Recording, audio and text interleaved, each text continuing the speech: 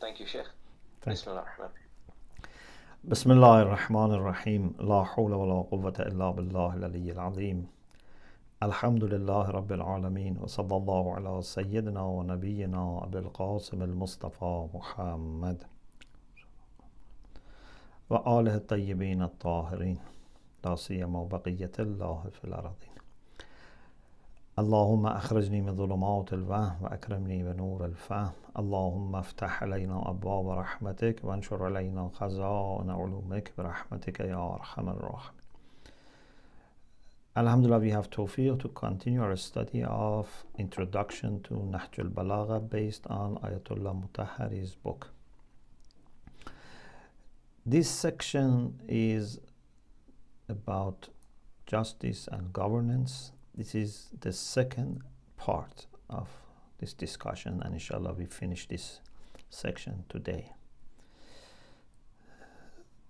The first topic here is recognition of the rights of people. He says that human beings are not like animals, that only meeting their needs is enough. The way they are, given their needs may not be important. At least not like human beings. Maybe even for some animals who have more understanding, they understand respect. They understand, insult, offense. But some animals maybe not. If you have some, for example, birds, you put food in front of them. Whether you think it's their right or it's not their right, they don't understand. But human beings not only expect their governments to provide them with their needs, but they expect them to also respect them and to consider that these are their rights, not that they are doing favor upon them all the time. In the course of history and still today, there were some governors who thought that they own the people. People are like their properties. They can, decide about their life, their death, their marriage, divorce, etc. In Islam, and therefore in Nahj al-Balaghah, what we have is that no one other than Allah subhanahu wa ta'ala has any right over us to demand obedience. Only Allah subhanahu wa ta'ala, who has created us, who has sustained us, and who also wants us to obey Him for our own sake.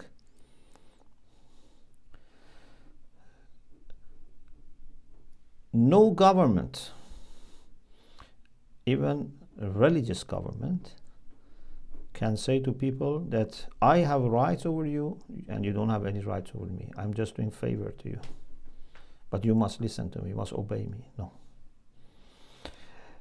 He has a discussion here that how some Western thinkers and philosophers, even some who maybe seem to be not religious, but they had the idea that religiously or by authority from God,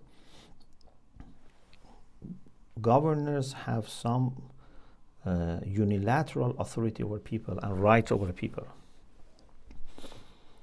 But he says this is not right.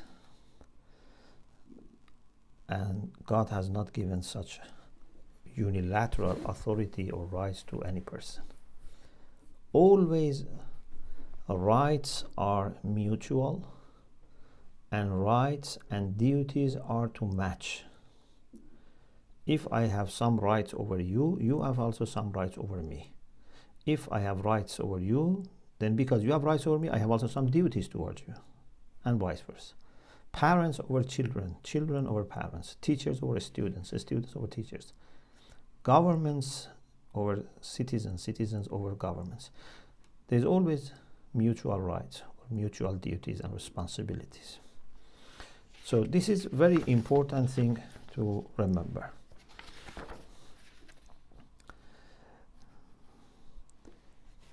In Khutbah, Sermon 214, Amir al-Mu'minin alayhi salam says,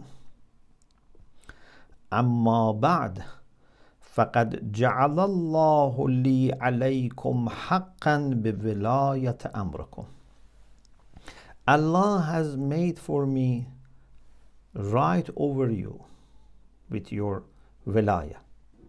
So I have the right given by Allah to be your guardian, to be your governor.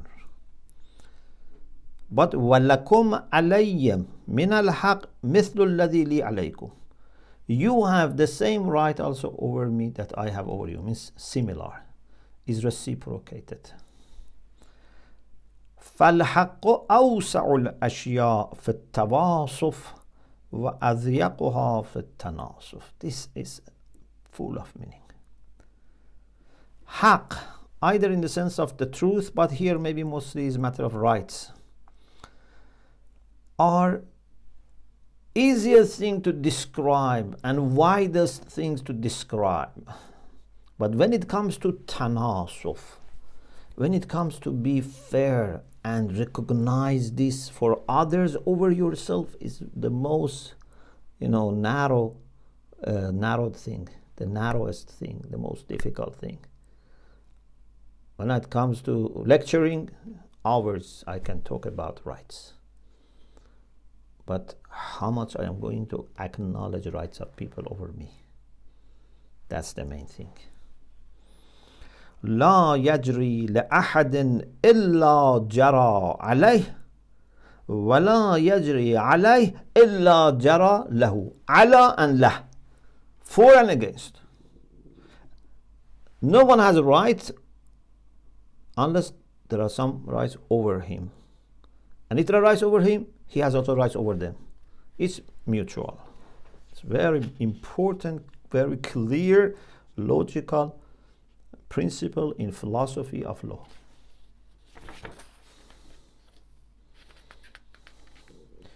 And Allah subhanahu wa ta'ala is the one who has allocated these rights and who is questioning us about respecting each other's rights. Allah has not given some people rights and some people only duties. No. He also says in the same sermon, وَلَيْسَ امْرُؤٌ وَإِنْ عَظُمَتْ فِي الْحَقِّ مَنْزِلَتُهُ وَتَقَدَّمَتْ فِي الدِّينِ فَضِيلَتُهُ يَفُوقُ أَنْ يُعَانَ عَلَى مَا حَمَلَهُ اللَّهُ مِنْ حَقِّهِ وَلَمْرُؤٌ وَإِنْ صَغَّرَتْهُ النُّفُوسُ وَاقْتَحَمَتْهُ الْعُيُونُ بدون أن يعين على ذلك أو يعان عليه. No one, no matter how high his position is and what history, background he has in faith, maybe he is one of the sabiqun as-sabiqun, one of the people who embraced faith earlier, someone who has lots of services, but no one is above the level of being assisted with respect to the rights that Allah has put on him. What does it mean? It means that each of us needs help so that we fulfill our responsibilities. Allah has put rights over us. We need each other's help to remind us, to encourage us, and if we forget, to question us. No one is free from such need. And even people who are underestimated by others, they are not lower than being helped or asked for help. Means the most famous, the most, prestigious members of the society and the lowest ones, all are equal in having rights and in being part and parcel of this collective effort for recognition and observing rights of each other. I cannot say I don't need anyone to remind me. I am automatically doing this. No, there's a chance that you may forget, or you may lose your fairness. And then in the same sermon he says, فَلَا تُكَلَّمُونِ بِمَا تُكَلَّمُ بِهِ الْجَبَابِرَةِ. Don't talk to me like you talk to the tyrants. Don't put, very,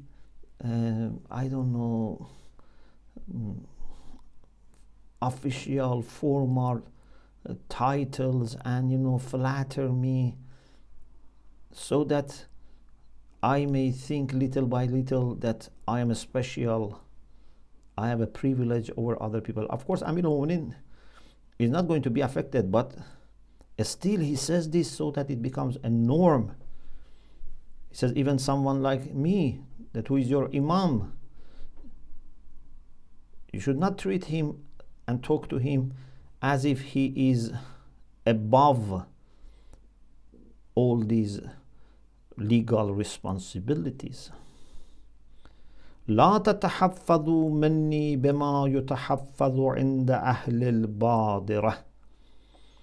When you talk to people who are tyrant, you are very careful, very worried. If I say something, they may, use it against me. They may make, files against me, etc. There's, security people may come after me.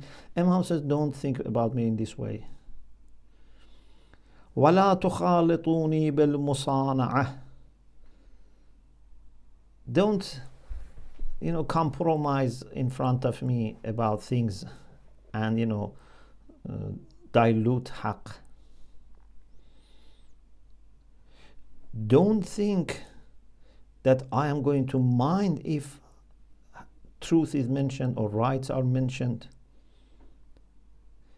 And then he says, whoever finds it difficult to be reminded about haqq or to be talked about haqq and justice when they are presented to them, then for practicing and implementing these things, he would be in much more difficult situation. And then he says, don't stop talking about haqq and giving mashwara about adl. Don't stop talking about rights that I need to observe. Don't stop giving me mashwara, consultation. He is ma'soom, but this is Quran. Allah says to the Prophet, shawirhum fil amr. Rasulullah had to consult people. Amir al-Mu'minin is inviting people to give him their consultations. So that me and you today, even if we have lots of, knowledge and experience, etc., success record, even if we have all these things, we would say, if Amir al-Mu'minin asked for mashwara, if Amir al-Mu'minin encouraged people to remind him, I must certainly be doing more, at least the same. Then Ayatollah Mutahhari has a heading here that governors are trustees, not owners. They don't own country, they don't own people, they are just trustees. This amana, this is a trust that Allah has given them, if they are legitimate, of course. If they are legitimate governors, this is amana from Allah, from people under authority of Allah. This is amana.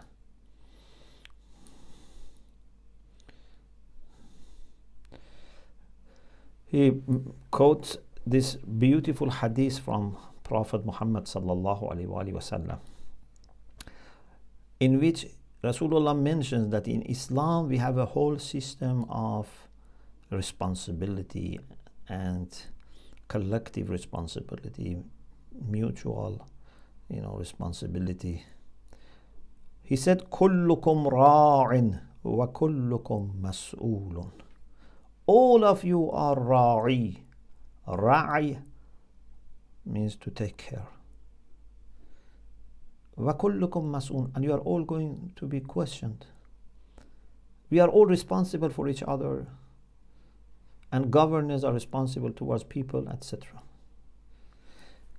فَالْإِمَامُ رَاعٍ وَهُوَ مَسْئُولٌ. Imam, the leader, is a care provider and is a caretaker, is a responsible person.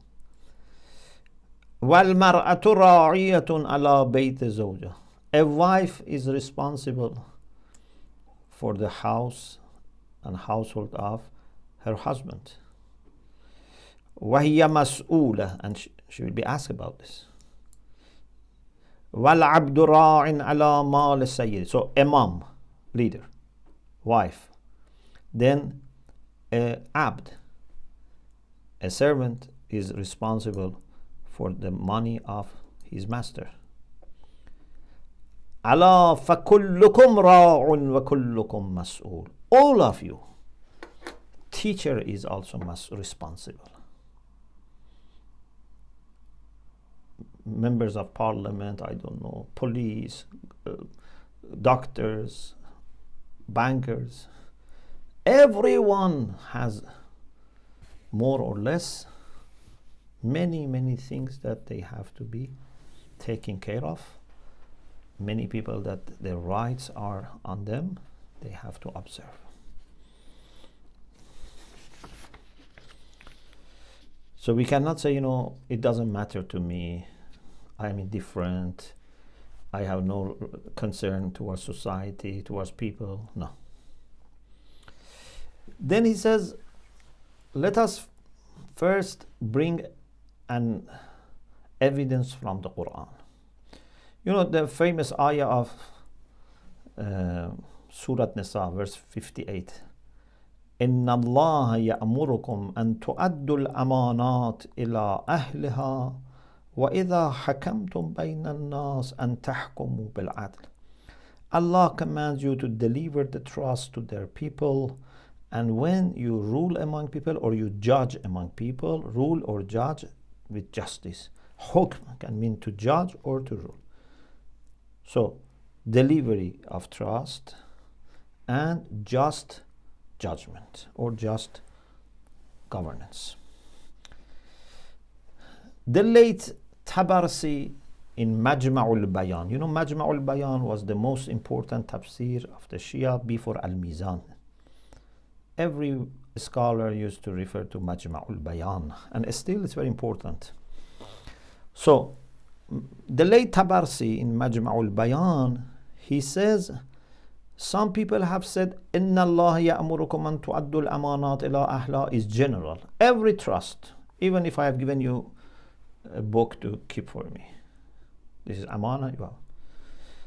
Some people have said, it is true that trustworthiness is a general quality, but this ayah maybe is referring to amana of the governors as the right of people, trust of people. Maybe it is something specific here, although generally we have trustworthiness, but here maybe it's specific. Maybe in this ayah Allah is talking to the governors that they have to observe this amana and to rule or judge according to justice. And then the ayah after this, Ya ayyuhalladhina amanu ati'u Allah wa ati'u ar-rasul wa ulil amri minkum, talks about people's responsibility. So governors should consider that this power, this position that they have is amana, and they have to observe all the requirements of amana and to act with justice and for the best interest of people who have given them this amana, this trust.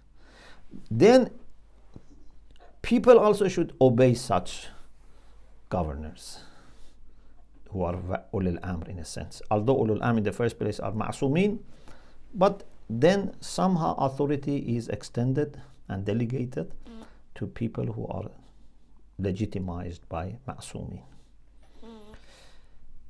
In Al-Mizan there is a hadith discussion, bahthun riwayi, that he mentions in that discussion a hadith from Durrul Manthur.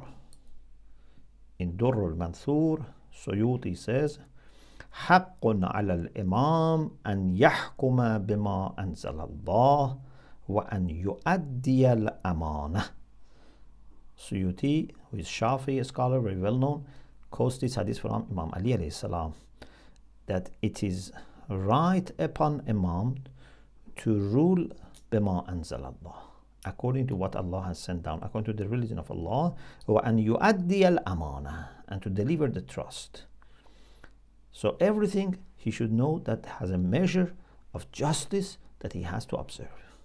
فَإِذَا فَعَلَ ذَلِكَ, if the governor does this, if Imam does this, فَحَقٌّ عَلَى النَّاسِ أَنْ يَسْمَعُوا لِلَّهِ وَأَنْ يُطِيعُوا وَأَنْ يُجِيبُوا إِذَا دُعُوا. Then it becomes necessary and a right for the hakim over people to listen for the sake of Allah to such Imam and leader, to obey, and when they are called, to respond. So you see, it's mutual. Then he says, let us see this more in some of his writings, in some of his letters that he gave, especially sometimes as guidelines to the people that he had appointed as governors.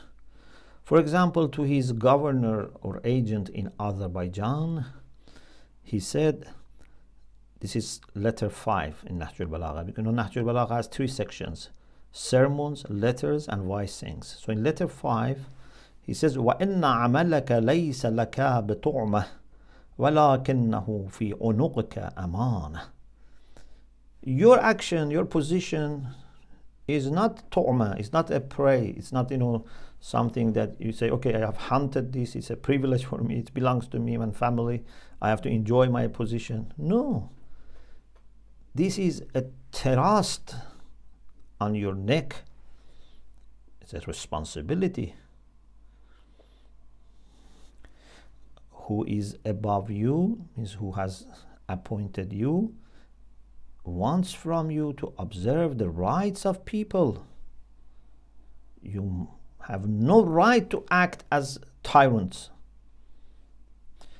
Or in his instruction for the collectors of tax, for tax collectors, after Maw'izah and preaching, he says, فَأَنْسَفُ النَّاسَ مِنْ أَنفُسِكُمْ. He doesn't say, take money from people, collect tax, don't, be kind to them, don't, be deceived, be serious, bring more money. No. It's absolutely opposite. He says, be fair. وَاسْبِرُوا لَحَوَائِجِهِمْ. Be patient with their needs. Maybe they have some needs. Maybe they cannot give you now tax.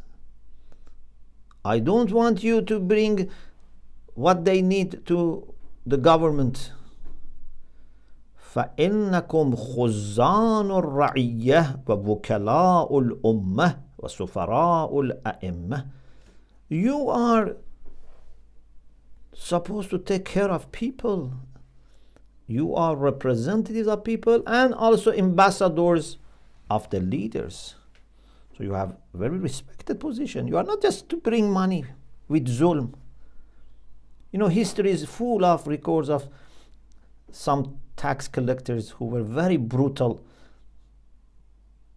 in taking from people whatever they had, whatever they could collect, even poor people.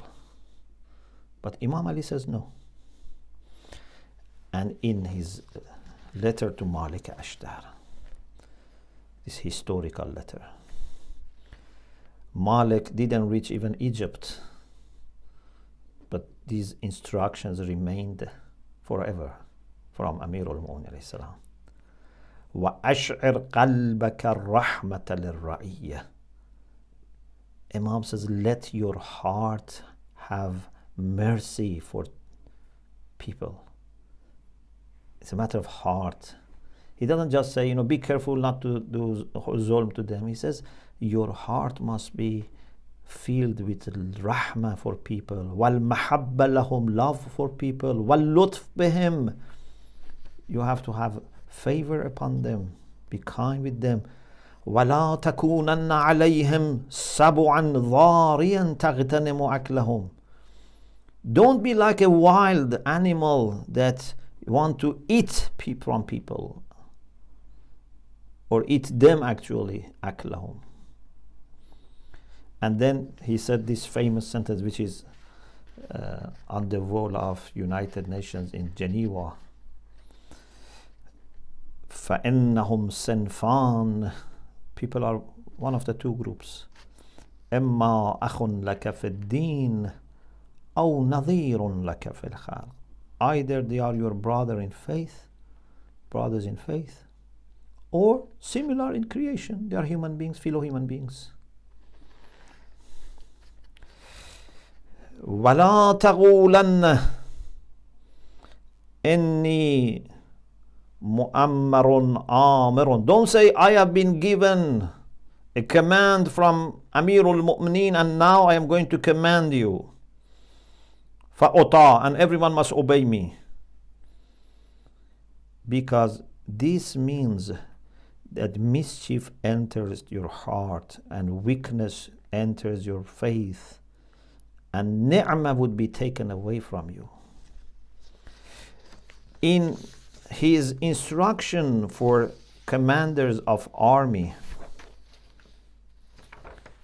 he wrote, this is letter 50, فَإِنَّ حَقًّا عَلَى الْوَالِي أَلَّا يُغَيِّرَهُ عَلَى رَئِيَّهِ فَضْلٌ نَالَهُ وَلَا طَوْلٌ خُصَّ بِهِ.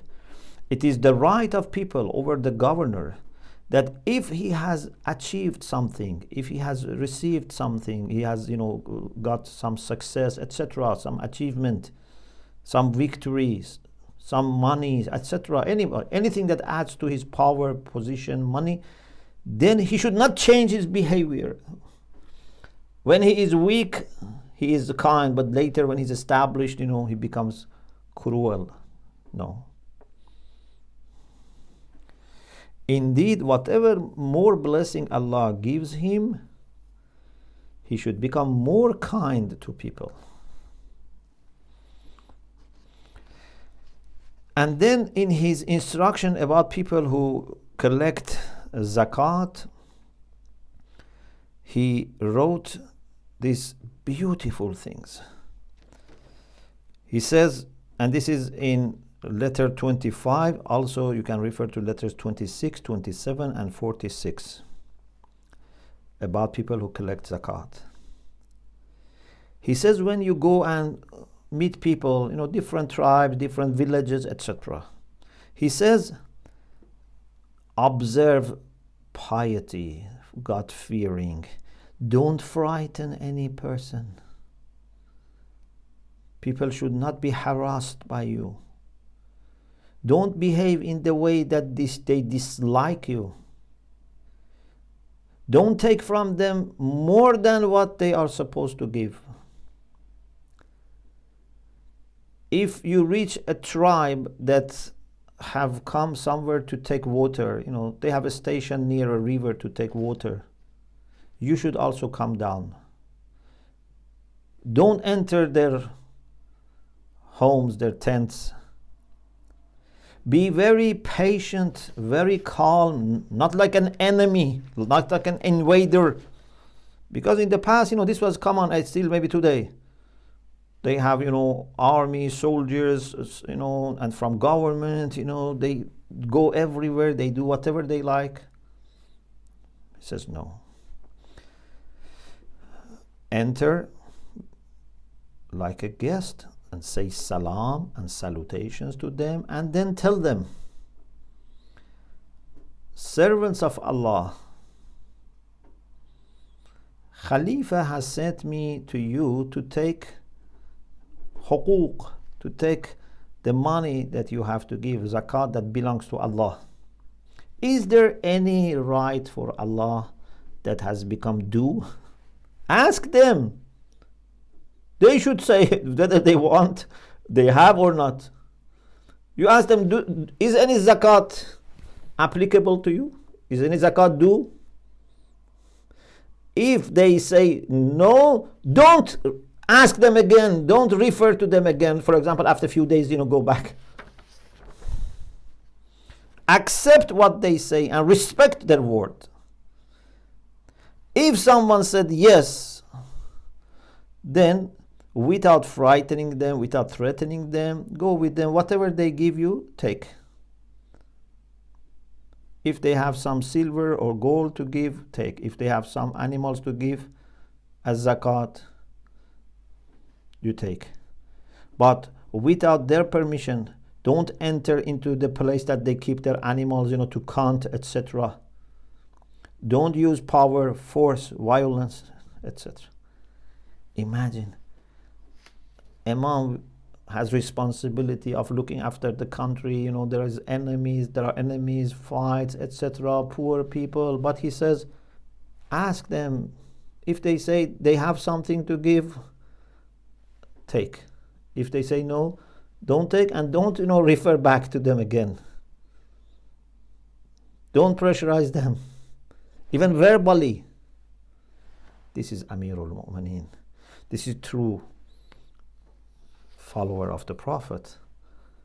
I wish Muslim Ummah had practiced this all the time. There were times that they practiced, and alhamdulillah, but I wish all the time this was practiced by all people, Muslims and non-Muslims.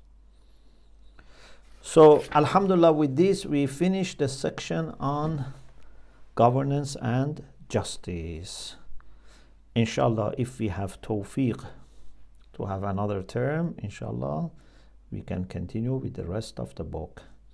We pray to Allah subhanahu wa ta'ala to bless the souls of all our ulama, and in particular Ayatollah Mutahhari, for compiling such a good book. Alhamdulillah Rabbil Alameen.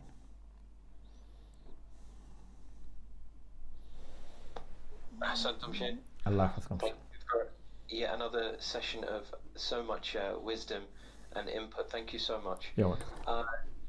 You mentioned the new classes, so I just wanted to alert all the students and viewers that please keep an eye on Hujjat Academy website for upcoming courses, and inshallah on there will be details of how to get added to the WhatsApp group as well for similar updates. Sheikh, before we close, so I do have a question here, rather a philosophical one, if we may. So there is a saying which is focus on the things that you can change and let go of the things that you cannot. But as human beings, when there is dhulm being done on you or others, how can we recognize when we should choose justice instead of patience, and likewise patience instead of justice? We should focus on those things that matter to us, and we have some responsibility. Sometimes maybe something doesn't matter to me. It's a waste of time. It's not a priority for me, at least. But those things that matter to me, like the issue of injustice, even if it is to others, it matters to me. Then I have to see what I can do. For assessing what responsibility you have, what power you have, what change you can bring, you need lots of qualifications. And above all, you need wisdom. And wisdom is not easily achieved. Therefore, we need to refer to wise leadership. I shouldn't waste my time thinking or taking risks or chances. We should have already established a system of leadership, and we refer in such position to wise leaders and take their advice. People who have knowledge, who have taqwa, but also wisdom. And their wisdom can be seen in the way that they have been successful in previous instructions and leadership that they have had. So wisdom is very important. And if you are not sure, you don't need to rush. Take your time. Don't say, this is all, I have to do something quickly. No. You have to do something wisely. Of course, don't delay unnecessarily, but if you are taking time in order to collect information, to consult, to find wise advice, wise leadership, this is not delay, unnecessary delay.